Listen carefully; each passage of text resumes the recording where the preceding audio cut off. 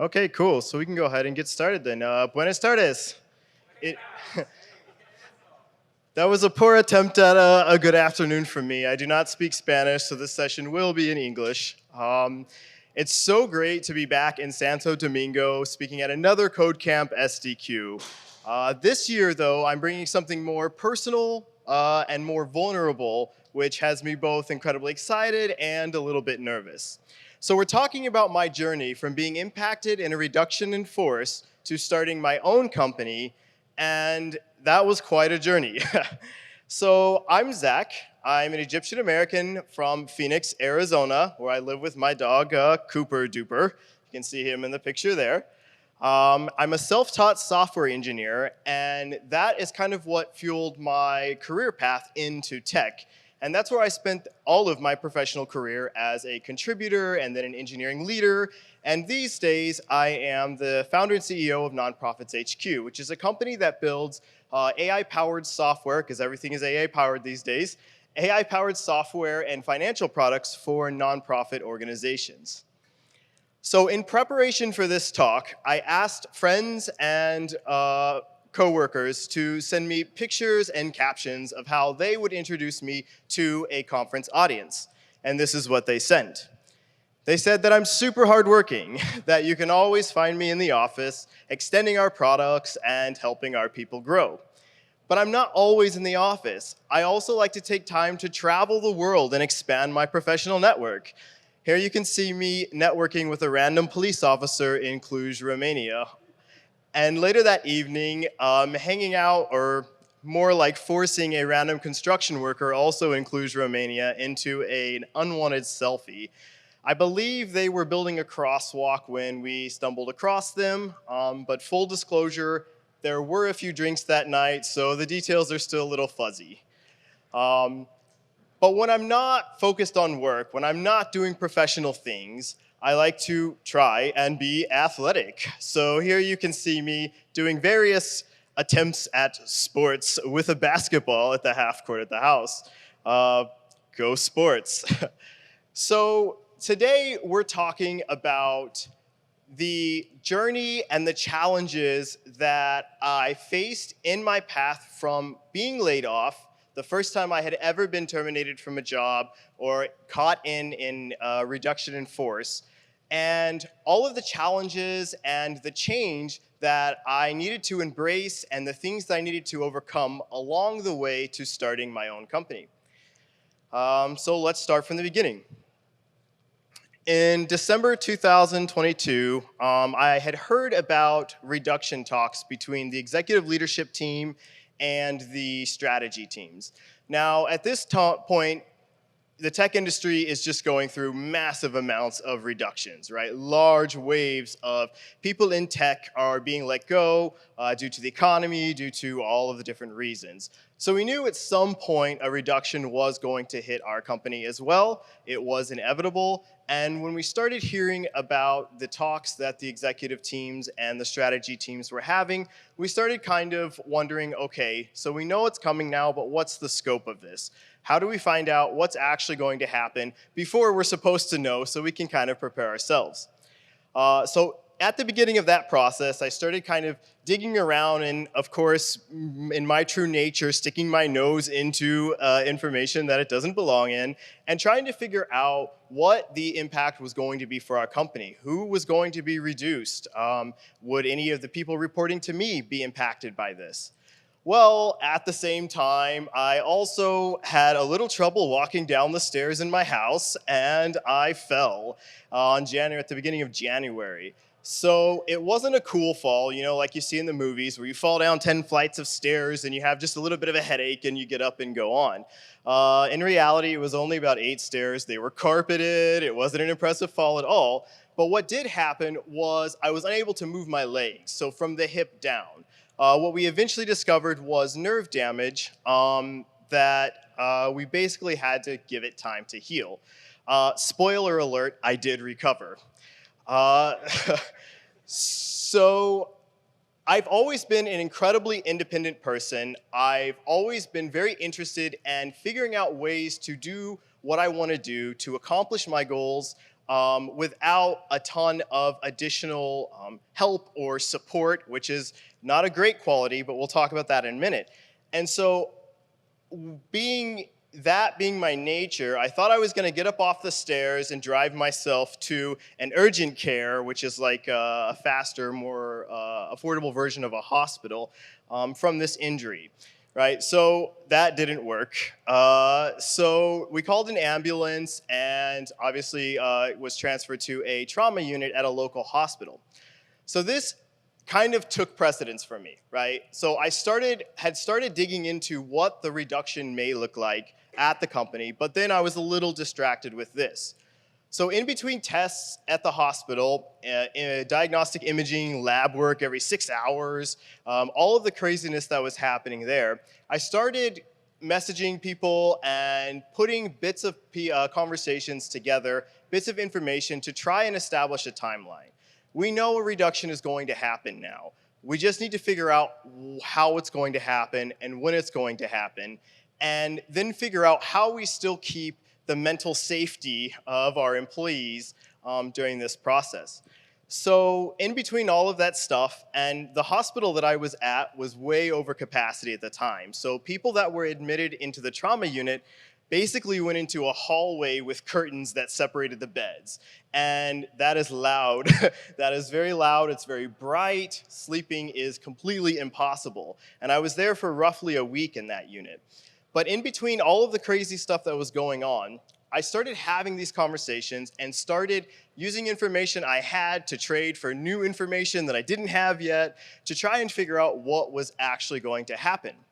So during that stay in the hospital, I was able to confirm that I was on that reduction in force list, so I was going to be impacted. But to my surprise, nearly everybody that reported to me was also about to be reduced. This is a mass layoff in the company. We're letting go a ton of people in engineering, operations, marketing, basically across the board. So here I am, about to lose my job, temporarily losing my ability to walk. Things just are not going according to plan. Life kind of sucks at the moment. And so I'm trying to figure out, do I tell my people what's coming? How do I tell them? Is it safe to tell them, or is this going to add a ton of additional anxiety for them? And I knew for sure I didn't want to destroy their weekend by telling them on a Friday afternoon that, oh, probably in the next week or so you'll be laid off and not have a job. So I had to figure out kind of what my plan was moving forward. Now, I still didn't have an established timeline. I still didn't fully understand how this was going to go down, when it was going to happen. So I started snooping around the calendars of our people ops people. And I would go on Slack and I would search to see who was in people ops, and then I would go look at their calendar. A lot of them were protected, as they probably should be. But there were several that weren't. I didn't quite know what I was looking for, but I figured when I stumbled across it, I would know. And I did. So People Ops had a shared training session by a company titled How to Execute Compassionate Mass Layoffs. I was like, oh, okay, so this was way easier than I thought. That's probably what I'm looking for. So I took the name of the company that's doing the training there, and I went to their website and requested a demo packet of the overview of the training that they provide. So this told me that a layoff wouldn't happen on a Friday, it wouldn't happen on a Monday. Midweek is the ideal time, according to this training that the company is taking, to do this reduction. So I start looking again for more information. Not a lot of people are talking. I have a source that's close to the conversation that's giving me some information, but of course the closer we get to that and the more I pry, the more reluctant they are to provide information. So also at the same time, we have gone through imaging and we understand why my legs aren't quite working, why legs don't make decisions, they follow orders from the brain, and my legs just weren't following orders. There was nerve damage that was caused by the fall on the stairs. So we knew that I would be able to fully recover. My doctors gave me 6 to 8 months total time to recover. After 6 to 8 months, I would be assistive device free. So no wheelchair, no crutches, no braces, things like that. I was determined to do it in a week. I said, no, I'm not going to do that. I'm not going to be stuck like this for 6 to 8 months. I'm going to do this in a week. So when that didn't happen, we put together a plan for physical therapy. We knew we needed an aggressive plan, aggressive treatment for physical and occupational therapy to get through this. So I was transferred to a physical rehabilitation hospital at the time after roughly a week in the trauma unit at a regular hospital. And there we did 4 to 6 hours per day of very aggressive physical therapy and occupational therapy with electrical stimulation to help kind of encourage the nerves to start healing so I can get my damn legs back. And in this process, I'm still trying to figure out what the full scope of this reduction is. You know, my legs were just taken away from me. My job is about to be taken away from me. This is rough. This really sucks. But I needed to figure out what was going to happen because I wanted to be able to protect my people. I thought I wanted to be able to protect my people, even though there is zero that I can do to prevent a reduction, especially when I am part of the reduction. I wanted to figure out all of the information, and so I kept digging. Eventually, we were able to determine when the layoff was going to happen, how it was going to happen. It would be an email sent on a Wednesday morning at around 10 a.m., and then it would be followed by a bunch of calendar invites for the affected people with their manager and people ops representative. So I knew roughly what was going to happen. I knew how it was going to happen. What I still didn't know was what severance looked like. You know, we're about to take the entire income from our employees. I didn't know how we were going to ensure that they were taken care of during the time it took them to find a new job. And one of the teams that I had built there were very entry-level engineers. So these were software engineers that had changed careers, that maybe took a boot camp, that maybe had just graduated from a computer science degree, and needed a place to kind of learn real-world production experience while also supporting our applications. So the job market for tech is completely trash at the time. And so I was very concerned about this team of entry-level engineers that were about to lose their jobs. My entire chain of command was about to be reduced, and they were a large part of that. So I wasn't sure, in a market where even senior level tech people are having trouble finding jobs, what would happen to my people.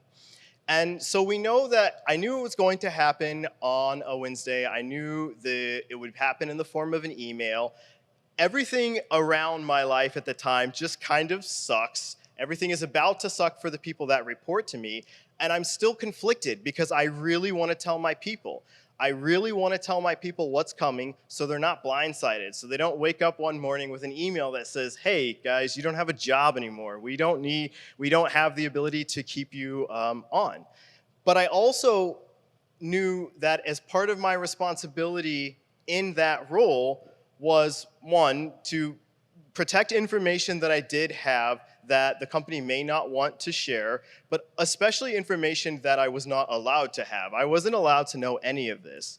So I did end up making the decision on the Monday that the reductions were going to happen on that week. That Monday, I sat with each of my people and I told them what was coming, that, you know, I don't have 100% certainty. I could get into a lot of trouble by having this conversation with you, but there is likely to be a reduction this week, and I was able to confirm that we're on that list.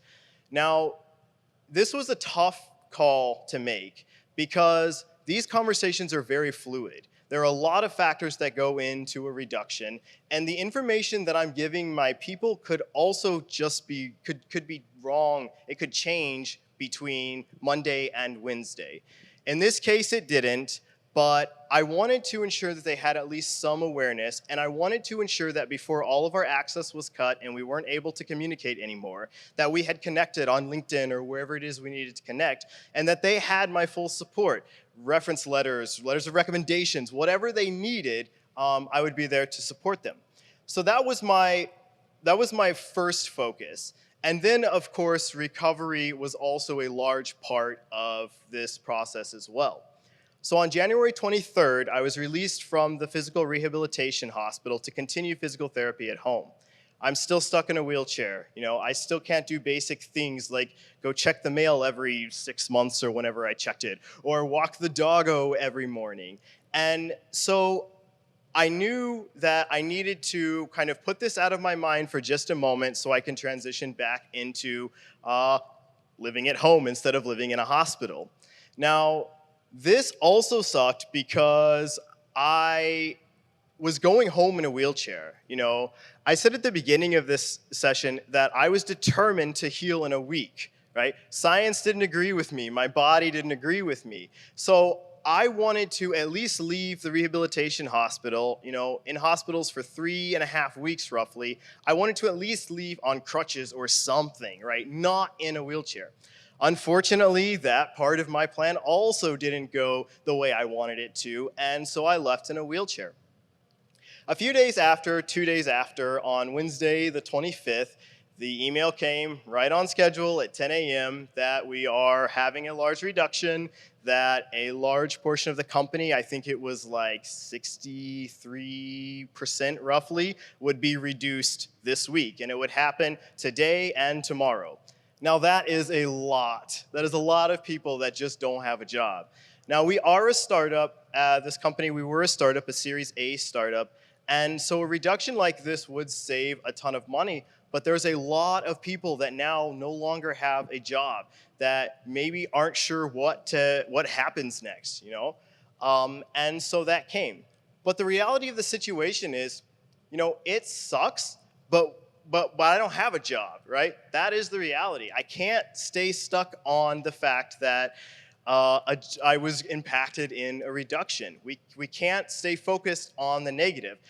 As hard as that is, I was not a very happy person at the time, and it was tough to stay focused and stay moving, But we have to embrace change. We have to accept change even when it's negative, because that helps us figure out our next steps. The reality of the situation is, I no longer have a job. I went through all of the typical grief stages of being impacted in a reduction. My first thought was, is this performance-based? Was I not meeting the expected targets? Were my teams maybe no longer necessary in the strategic long-term vision of the company? What's going on here? In reality, it had nothing to do with that. It was simply the economy was down, the company was hemorrhaging money, there were some bad decisions that were made in terms of budgets, and the company had to reduce. It's an unfortunate part of business. So then my next thought goes on to, selfishly, will I be able to pay my bills? I don't have an income anymore. I've been in the hospital for 3 weeks. I don't know how many of you have had exposure to healthcare in the United States, but it is incredibly expensive. Even with insurance, I was still responsible for 20% of everything that was covered and 100% of everything that was not covered by my insurance.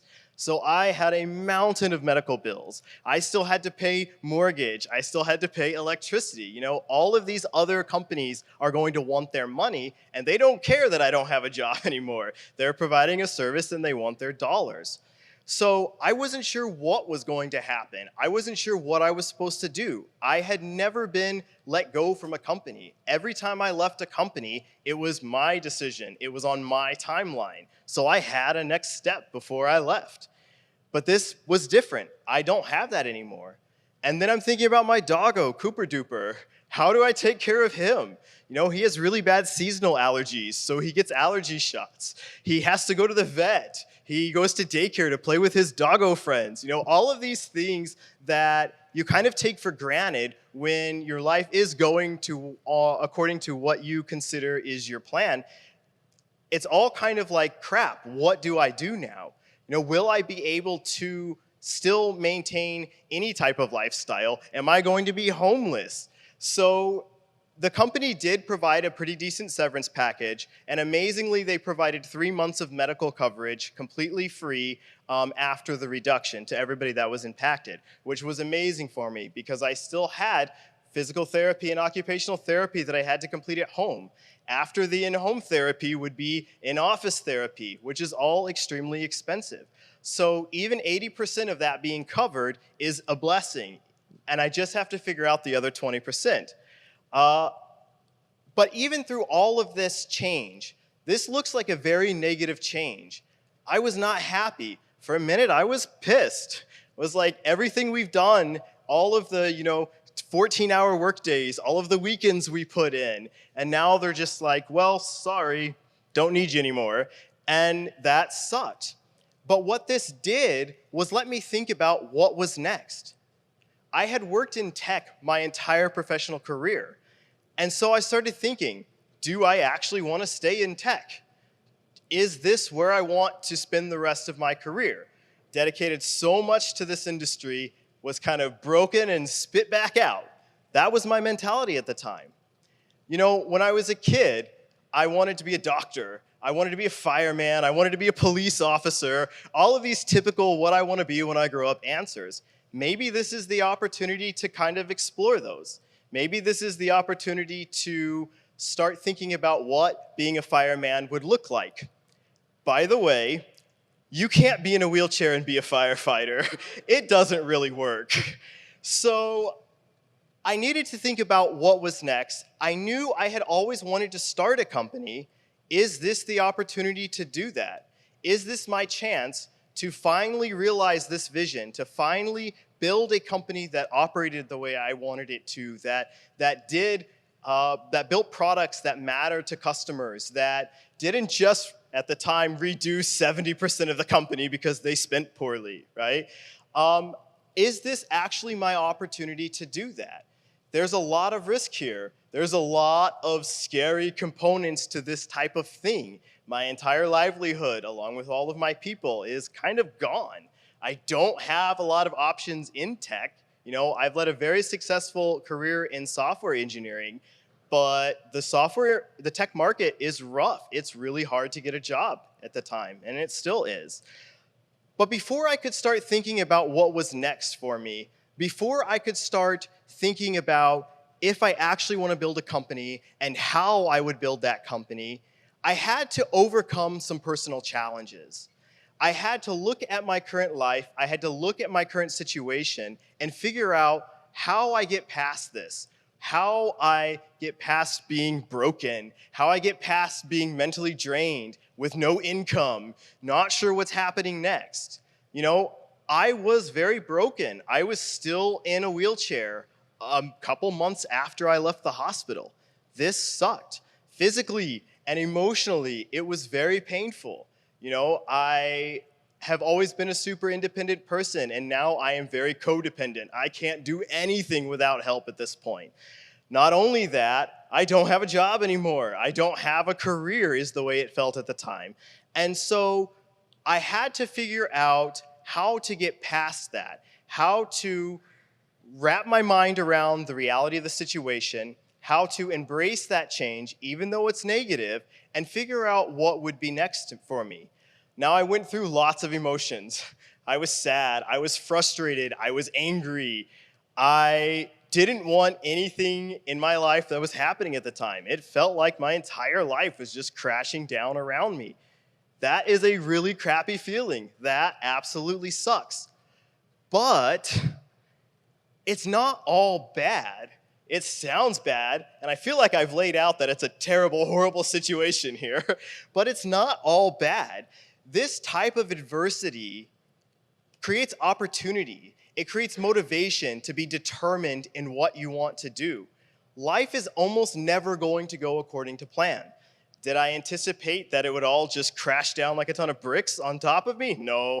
Did I think I was going to somehow not be able to walk downstairs that I had been walking down for 20 years? No, I didn't think that either. But it created an opportunity to reflect and to think about where I currently am, what I've been doing, and maybe what I want to do next.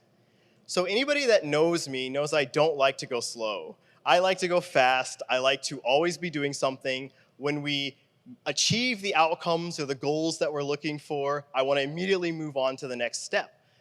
But I knew as much as I didn't want to, I needed to pause. I needed to take a deep breath and reflect on everything that was happening. Reflect on what I did my entire career. Software engineering, engineering leadership. Reflect on what's happening now, being stuck in a wheelchair, not having a job, and how I can take that situation and turn it into something that would be beneficial to me, be something that I would enjoy doing. And so I paused, I reflected, and I recovered. And when I say recovered, I meant I slept a lot. In the hospital, it was really hard to sleep. I missed my bed. I missed snuggling with my doggo at night, and I just slept for a lot. But that gave me a minute to clear my head. That gave me time to think about what would happen next for me. Every problem that I've solved in my career has been very methodical. As software engineers, we're presented with a problem. We learn about that problem. Then we determine a technological solution to solve that problem, slice it vertically, deliver, solve, repeat. So why would a problem in my life be any different from that? Why would I not be able to use the same logic after I got through all of the emotional turmoil? Why would I not be able to use the same logic to understand the problem that I'm facing now? What is the core of the problem? I don't have a job. But what does that mean? I don't have an income. I don't have a way of generating a sustainable way to sustain my lifestyle, right? So I needed to vertically slice this problem, and instead of applying a technology-based solution, I need to apply a human-based solution. And I needed to solve my problem right now. And what I realized through this process, as crappy as it seemed, as much as I didn't want to be in the situation that I was currently in, this actually is the opportunity that I was waiting for. I've always wanted to start a company, but why haven't I before? Various different things. I was making really damn good money. So it's hard to say no, really good salary to nothing while you're building a company until you can actually draw a salary, right? I would spend all day at work writing code, solving technical problems, and then be completely drained after work. So did I have the motivation? Did I have the ability to work on a problem or a company by myself? I didn't. But now that's not a problem. I don't have a really good salary anymore. I don't have a day's work to drain me. So this actually was a blessing in disguise, and I was able to use this opportunity to start thinking about what entrepreneurship would be for me, about how I would take the next step and finally realize this dream. The situation sucks, but it's up to me. I have the power to take this crappy situation and turn it into something that is great for me. So this is the opportunity that I had been waiting for. But what does that look like? What does a transition like that actually look like, and how do you do it? You know, I was primarily focused on engineering. I was a software engineer and then in engineering leadership and management. And so my focus was primarily on just engineering. So how do you navigate a transition from being responsible for a subset of a company to literally everything? Everything in areas that maybe I'm not very skilled in, areas that I hadn't really thought about before. How do I take that transition from being primarily focused on technical things to being focused on vision, for being focused on strategy, understanding product, building stuff that customers want? It takes a giant leap of faith. The risk is huge right now. If I start this and I fail, which is a possibility, there's no guarantee I'll be successful. If I start this and I fail, what happens to me? What happens to my dog? What happens to my house? You know, how do I recover from a failure of this size when it has such a huge impact on my life? I don't know if I'll be successful. Massive risk. I'll have to learn new skills. You know, I've never asked my parents for money. When I wanted something, I figured out a way to generate that money and go get it. But now here I am starting a company that requires capital. I just lost my job. I don't have millions of dollars in the bank to fund my company. I had to learn how to talk to investors. I had to learn how to talk to potential customers about my product. I had to also learn how to deal with rejection. So I am high-functioning autistic combined with ADHD. And typically that manifests with me by taking rejection and internalizing it and hyper-focusing on it, which is just another thing kind of stacked against this type of journey, because you can't do that. I had to learn new skills to cope with that and to still stay motivated and move forward. But what this allowed me to do was start a new direction, not just for my career, but for my life. I had always been known as a technical person. My identity was in the code that I wrote, the platforms that I architected, the conversations that I had. That was my entire life. But I get to start in a new direction. In order to do that, I absolutely have to step out of my comfort zone. If I stayed within my comfort zone, what is comfortable for me? Engineering. That's what I've always done. That's what I know inside and out. But if I don't step outside of that comfort zone, I'm only going to be doing what I'm currently doing. And right now, that's being unemployed. So I don't want to keep doing that. I have to change what I'm doing. I have to be able to sit in conversations with business people that have been doing this for 30 years before I was born. I have to learn how to have these conversations and talk to people about what my company does, about the value that we provide. And in part of that is setting clear, achievable goals. So I have to keep myself motivated through all of this. I have to keep myself focused on my goals. I can't let all of the adversity and all of the challenges that life is throwing my direction bog me down. I have to keep going. And for me, checking off a goal is very motivating. You know, whether that's a small goal, like figure out what the hell we're gonna build, or that's a larger goal, like delivering that software. So I had previously started a nonprofit organization that provides technical service. By the way, I asked earlier, I was thinking about if I wanted to remain in tech.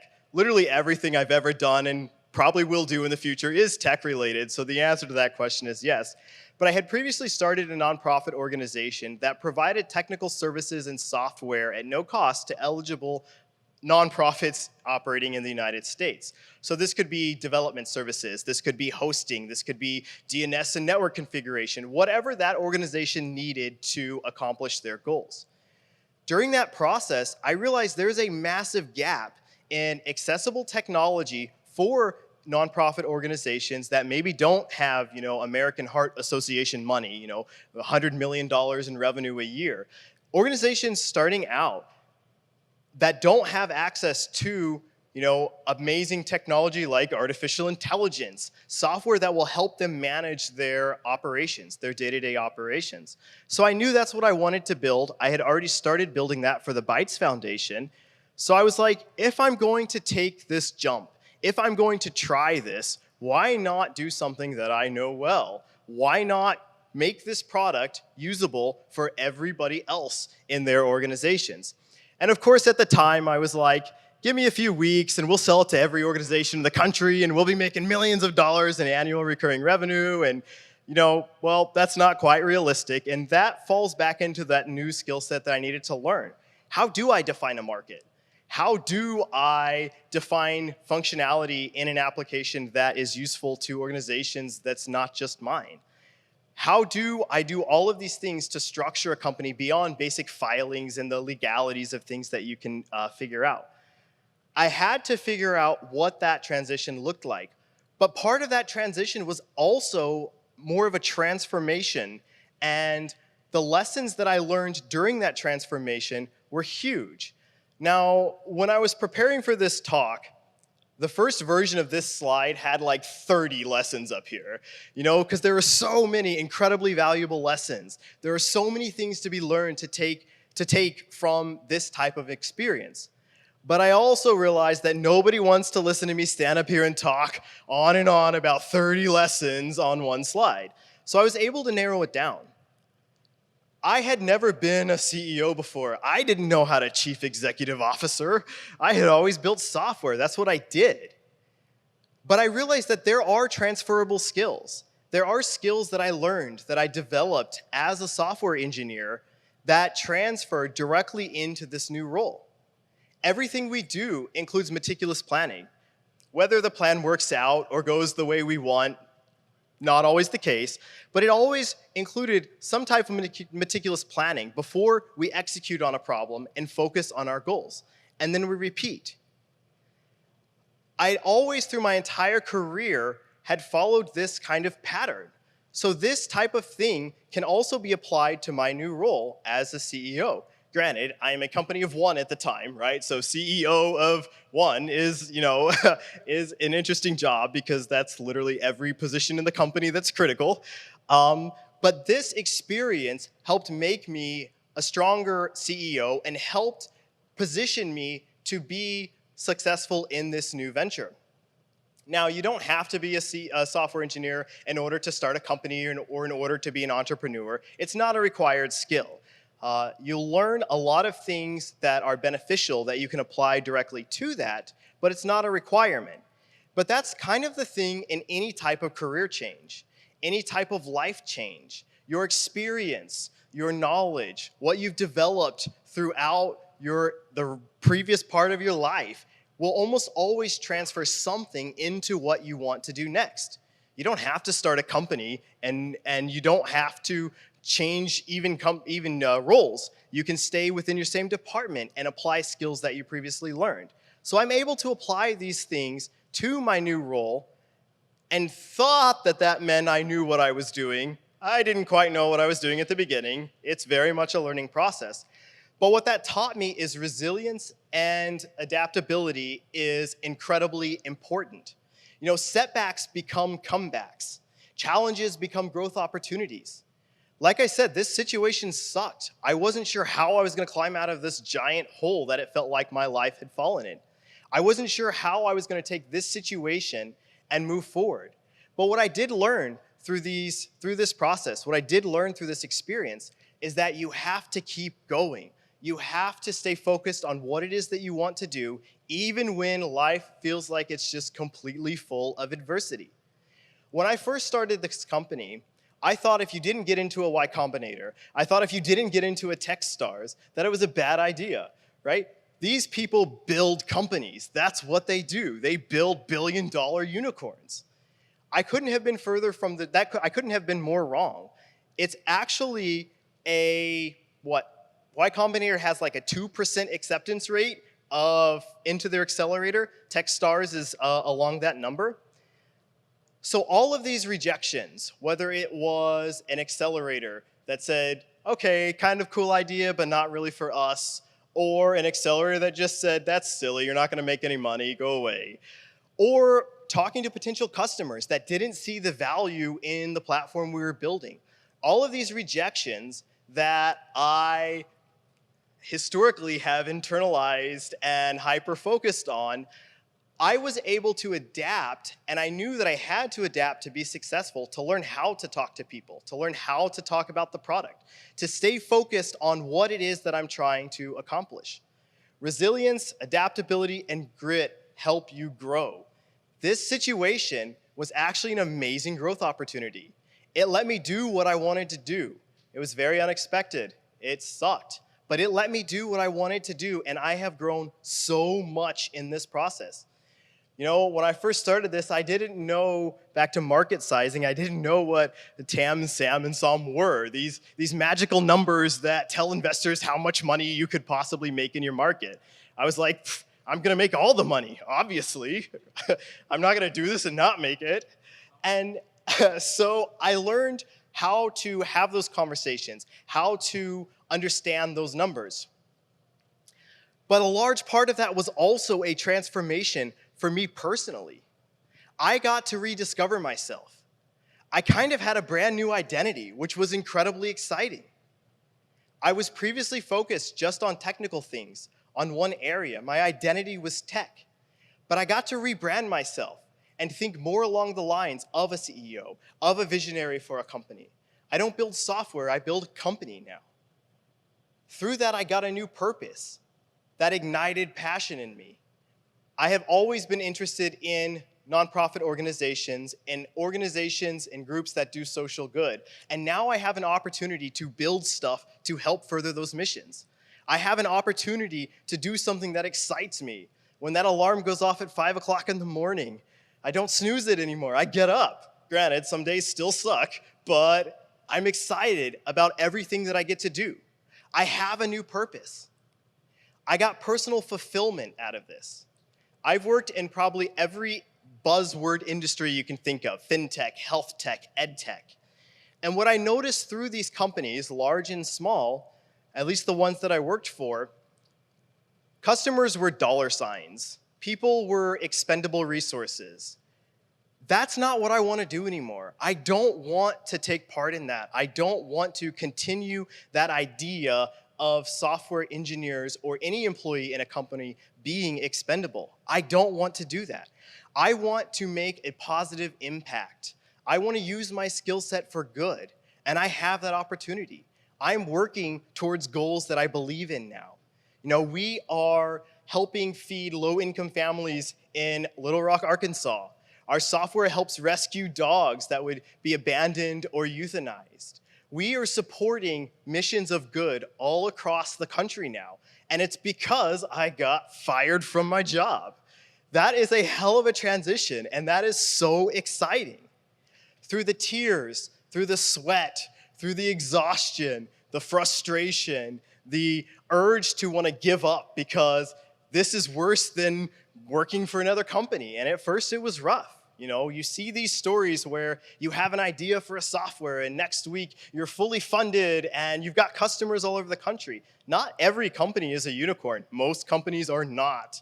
And so this was a situation where I was exhausted. I hadn't had a day off since I started the company. My days were even longer than when I was working for a company now. The difference was I wasn't getting paid. I wasn't being compensated for this. So through all of that frustration and tears and urge to give up, what I also got was accomplishment. I put a lot into what I was building. I put a lot into starting this company, learning how the hell to run a company, how to make it successful. And I felt so accomplished for that. Now, there are so many takeaways from a conversation like this, but I think the biggest two here are that you have to embrace change. And that is probably also a theme that you noticed in several other sessions at CodeCamp this year. Change is going to happen. You have to embrace it. It's a catalyst for growth. It gives you an opportunity to rediscover what you're doing, to discover what's going to happen next, even when that change feels like it's horrible and it feels like there's no way to recover from it. Change is a good thing. It may not seem like it at the time, but it's a good thing. Getting fired from this job, being impacted in this reduction, was easily the best thing for my career. Now I get to do what I want. I get to build software that makes an impact. I get to chase my passion. That's an important part in any type of journey like this. You have to be passionate about what you're doing. You have to be interested in your mission. So for me, that was helping organizations do good. Building software that let them manage, that let them focus on their missions, the services that they offered to their communities, and focus less on operational overhead. But the only way I got through all of the rejection, all of the people saying, you're crazy, you're gonna end up living on the street or on a bus stop, all of these people that didn't believe in what we were building, the only way I got through that is because I was passionate about it. I wanted to use my skill set for good while also making money. I wanted to make an impact. Now, if you didn't get anything else from this session, if there's nothing else that stuck out for you, I want to leave you with one thought, and then I think I'm actually out of time, but it's cool if I take a couple questions? Okay, cool. We as humans have everything that we need in our hearts and in our minds to make a positive impact on the world. We just have to do it. It's not going to be easy. It's not going to always be super smooth. It may feel like you're not going to make it. But we have all of the tools and resources that we need to make that impact. We just have to go do it. Now we have a couple minutes for some questions. Thank you.